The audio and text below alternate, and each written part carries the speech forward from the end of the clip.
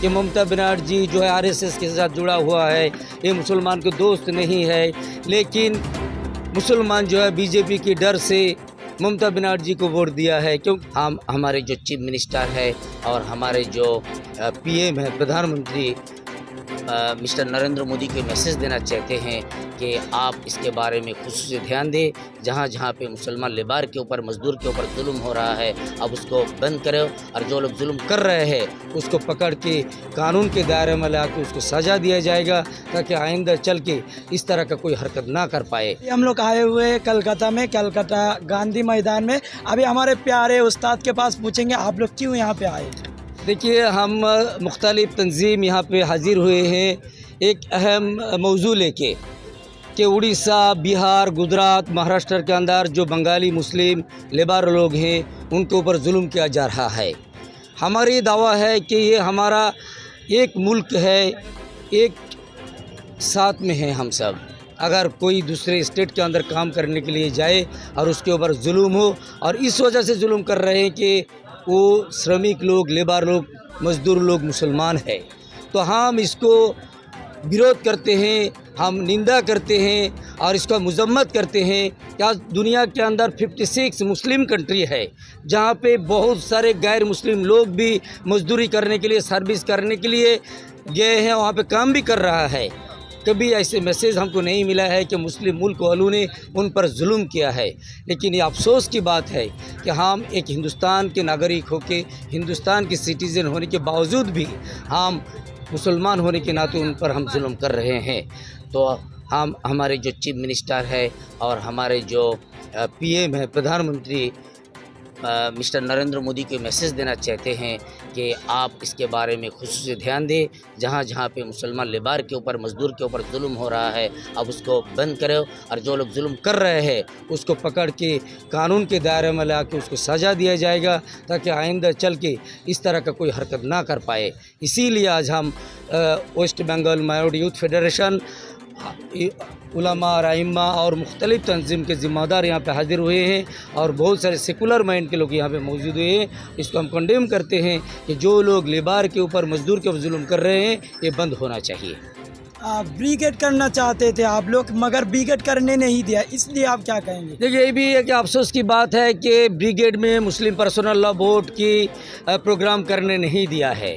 इसके बारे में हाई कोर्ट ने भी सवाल किया था कि इसकी वजह क्या है कि ब्रिगेड में प्रोग्राम नहीं होने दिया, तो उन लोगों ने जवाब दिया है कि वहाँ पे सेना की ट्रेनिंग था, इसलिए उन लोगों ने परमिशन नहीं दिया है।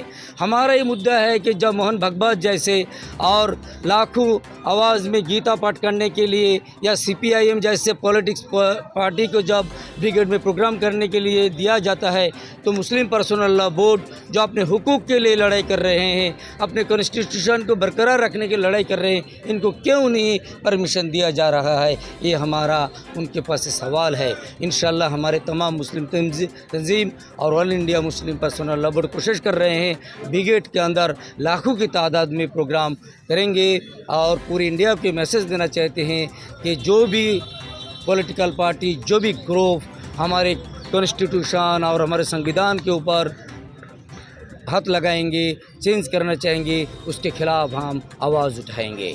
पूरा दुनिया जानती है और पूरा हिंदुस्तान जानती है कि पश्चिम बंगाल के मुख्यमंत्री CM ममता बनर्जी हर टाइम हिंदू मुसलमान का साथ रहता है। क्या इस बार ममता बनर्जी हिंदू मुसलमान के साथ रहेंगे। वो तो मुसलमान, हिंदू मुसलमान के साथ में है, तो इसलिए तो चीफ मिनिस्टर बना है। लेकिन आज हम धीरे धीरे देख रहे हैं कि आज से 11 साल पहले लोग कहते थे कि ममता बनर्जी जो है आरएसएस के साथ जुड़ा हुआ है, ये मुसलमान के दोस्त नहीं है। लेकिन मुसलमान जो है बीजेपी के डर से ममता बनर्जी को वोट दिया है, क्योंकि यहाँ पे कांग्रेस और CPIM का कोई वजूद नहीं है। लेकिन सब लोग जब उनके ऊपर वोट दिया है, उन्होंने मुसलमानों के लिए जो वादा किया था, प्रॉमिस किया था कि हम मुसलमानों को रिजर्वेशन देंगे, वक़्फ़ वो जो ज़मीन है उसको CBI जांच कराएंगे, हम ये करेंगे, वो करेंगे। आज 11 साल हो गए, उसके बावजूद भी कुछ नहीं हुआ। हत्ता कि जब हम ब्रिगेड के प्रोग्राम करना चाह रहे हैं, वक़्फ़ के लिए हम लोग एहतजाज करना चाह रहे हैं, वो हमको हुमकी दे रहे हैं अगर तुम वक़्फ़ के लिए कुछ करोगे तो तुम्हारे सबसे बड़ा दुश्मन मैं ही बनूँगी। तो इससे क्या मतलब होता है कि आखिर ममता बनर्जी की जो असल चेहरा है वो शायद पब्लिक के सामने आने की तैयारी है। कैनिंग में हम लोग देखे हैं, एक कैनिंग ट्रेन में हम लोग का एक उस्ताद को जय श्री राम करके बोले, जय श्री राम बोलने के लिए, और जय श्री राम का नारा लगाने बोलने के लिए बोला और ट्रेन से फेंक दिया। अब इस बारे में क्या कहेंगे? देखिए, जय श्री राम को जो बोल के पूरे इंडिया के अंदर जो ये लोग तमाशा मचा रहे हैं, ये उनके प्रभु राम की बेइज्जती हो रही है। जैसे हम किसी को अल्लाह अकबर के नाम पे किसी को मारे, अल्लाह अकबर के नाम पे किसी पर जुल्म करे, ये हमारे अल्लाह के शान निशान नहीं है। अल्लाह कभी इसको बर्दाश्त नहीं करेंगे, क्योंकि कुरान ने बताया ला इकराह फिद्दीन, मज़हब में कोई ज़बरदस्ती नहीं है। तो कोई ज़बरदस्ती प्रभु नाम का नाम लेने के लिए मजबूर करे, जुल्म करे, ये प्रभु राम की बेइज्जती हो रही है। ये तो हमारी दवा है। इसीलिए जो लोग इस तरह का काम कर रहे हैं, ये लोग प्रकृत और असल में हिंदू नहीं है, सनातनी नहीं है, ये यूरेशियन ब्राह्मण है। ये लोग अपने को आर्जो कहते हैं और हिंदू धर्म को बदनाम करते हैं। तो जो लोग प्रभु राम के नाम पे ऐसा हरकत करे, उसको भी डबल पिटाई करो, और जहाँ के इस तरह की हरकत करे उसको पलटा दो, तो फिर वो सीधा होगा। हम तो जरबा यजरुबन मार खा रहे हैं, हम मार नहीं दे रहे हैं। हमारे चाहिए कि उसको पलटा मारो तो फिर सीधा होगा। इसीलिए हमें मैसेज देना चाहते हैं, कहीं भी जय श्री राम के नाम पे किसी भी सेकुलर पार्टी मुसलमान को मारे, सब मिलकर उसको इतना पतड़ी फिरो कि उसके माँ बहनें देखे और वो खुद उसके घर में सबक सिखाए, बेटा ऐसा मत करो तो तुम्हारी भी हड्डी चूर चूर हो जाएगा। हम इस तरह नहीं करेंगे। हम तो पुलिस वालों को सबको बताते हैं। इसके बाद जब वो लोग एक्शन नहीं ले रहे हैं तो पब्लिक को चाहे कि उसको सबक सिखाओ, और सबक सिखाने बाद भी हिम्मत आ जाएगा। क्या मुस्लिम पर्सनल लॉ बोर्ड को सीएम साथ देंगे, ममता बनर्जी साथ देंगे? ममता बनर्जी को तो वोट चाहिए, जिधर वोट मिलेगा वो एक बात करेगा। वो तो साथ देना ना देने से उसको क्या मतलब है? उनको तो वोट चाहिए ना। वोट के लिए इंशाल्लाह माशाल्लाह बोलेगी, और वोट हो जाएगा तो फिर कुछ और करेगी।